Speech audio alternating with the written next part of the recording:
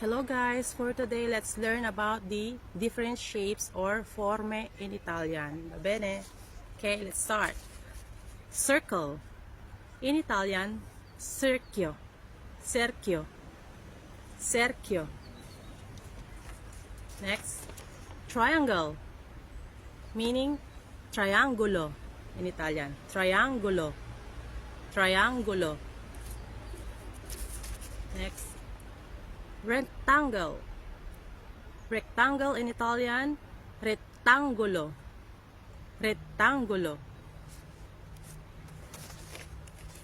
Star, which means stella. Stella. Stella.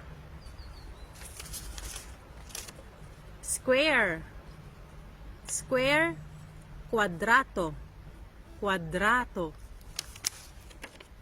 Heart, cuore. Cuore.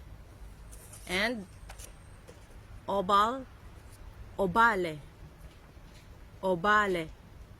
Thanks guys for watching. God bless. Ciao ciao.